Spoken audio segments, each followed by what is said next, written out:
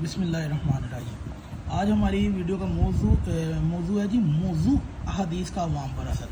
मौजू मतलब कि झूठी गड़ी हुई हदीस का आजकल की अवाम पर क्या असर पड़ रहा है। तो ये हमारे पास किताब है जी अल हदीस मौजूआ फी फ़ज़ाइल मुआविया, यानी कि शान मुआविया में 72 रवायात कारी गुल अहमद फैदली की लिखी गई है और मकतबा बाबुल इल्म उर्दू बाज़ार लाहौर की छाप है। और हम इसके सफ़ा नंबर चलते हैं 120 पर। और अल हदीस मौजूआ फ़ी फ़ज़ाइल मुआविया। हमने पिछली वीडियो में आपको बताया था कि इनके मुहद्दिसीन ने मुआविया की शान में बादशाहों ने उन्हें हुक्म दिया कि हदीसें लिखें, और जब वो लिखने बैठे तो खुद ही जो शियों के ख़िलाफ़ उन्होंने किताबें लिखी, जिन लोगों ने वो अहले बैत की गुस्ताखी भी कर गए। वो मुआविया की शान में खुद अपनी जो अहदीसें होती थी जिसको वो झूठा समझते थे उनको भी लिख दिया उसमें। और यहाँ तक कि ये मुफ्ती अहमद यार ख़ान नेमी, जिसने कहा कि नबी करीम के किसी साले को खालुल मोमिनी यानी कि मोमिनों का मामूनी कहना चाहिए, जब उसने दफ़ाए मुआविया में किताब लिखी वही हदीस ले आया खालुल मोमिनी वाली। अब इनके काले करतूतों के बाद अवाम पर क्या असर पड़ा इसका, वो भी देख लेते हैं। जैसे कि बप्पा जानी ने झूठी हदीसें लिखी।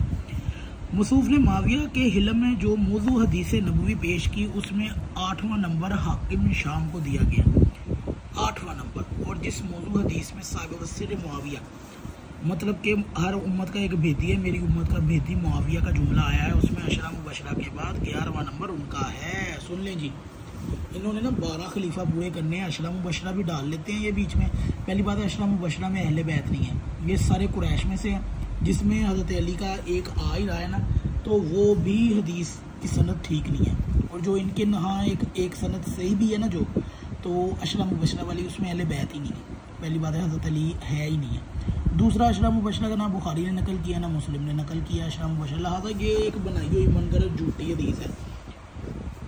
और रसूलुल्लाह ने तुर्का का दर्जा बनाया है और ये सल्तनत की करामत है। आखिर क्या वजह है कि एक तली के इंसान साहिब बदर ओहद बैत रज़वान वाले से भी अफजल है। मतलब कि मुआविया, जिसको ये 11वां खलीफा बप्पा जानी बनाने के चक्करों में है ताकि 12वां शायद ये खुद बन जाए।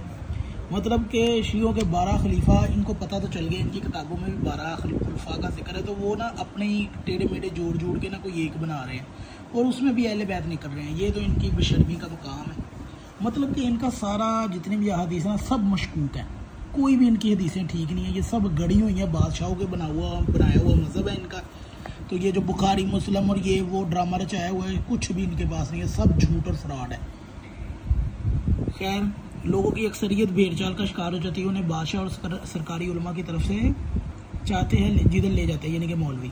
चुनांचे इस्लाम की अवलीन बादशाही और उनके बाद दौर में जो हदीसें मौजूदा रवायात और बातल में आती रहीं, उनका दौर के अवामुन्नास पर इस कदर गहरा असर हुआ कि वो हाकिम शाम की फजीलत में 11वें और 8वें नंबर से उठाकर 5वें दर्जे पर ले आए। मतलब कि इन्होंने पहले हदीसें गढ़ी पुराने वक्तों में, तो उसमें ना मुआविया का नंबर ना 11वां बनता था।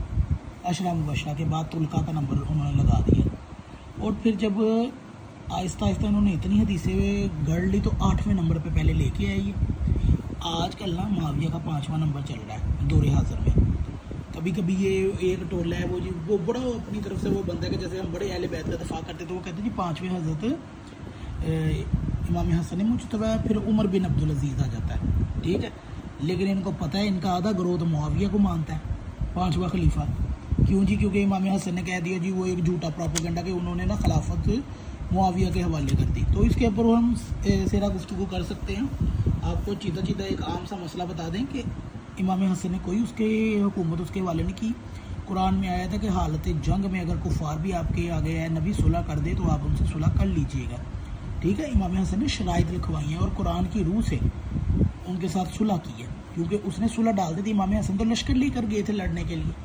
और ये जो सुलहनामा करते हैं, जिनसे हमारी सुलह उनसे उनकी सुलह और जिनसे उनकी जंग उनसे जंग, वो पहले ये बता दिया करें कि सुलहनामा में क्या शराइत थी। और मुआविया आखिरी वक्त में बुखारी की हदीसें बताया करें कि वो यजीद की बैत लेता फिरता था, ठीक है, अहले बैत का कातल। आगे चलते हैं जी। खैर, और उनका उस दौर के अवामुन्नास पर इस कदर गहरा असर हुआ कि हाकिम शाम की फजीलत में 11वें से 8वें और 5वें पे दर्जे पे ले आए। खुलफाए अरबा के बाद अब अपने इमामों का दर्जा दे दिया और अपने इस अकीदे को मसाजिद पर कुंदा कर दिया। चुनांचे काजी अबू बकर बिन अरबी मालिकी नासबी इस बात को मुआविया की मकबूलियत की दलील के तौर पर लिखता है। बगदाद की मस्जिद के दरवाज़ों पर लिखा था रसूलुल्लाह के बाद सबसे बेहतर अबू बकर, उसके बाद उमर, फिर उस्मान, फिर अली और फिर मोमिनों का मामू मुआविया। ले जी। और अल-वासिम बिन अल-कवासिम और इसका सफ़ा नंबर है जी 326। हमारे दौर में शान मुआविया में मसूफ की किताब में दर्ज करदा टीवी पर बयान करदा मौजू बात रवायात का इस कदर बढ़ाकर असर हुआ कि खुद उनकी तरबियत याफ्ता उन्हीं के एक मरकज़ में बैठकर उनसे पूछते हुए दिखाई दिए कि अमीर मुआविया अफजल है या अली।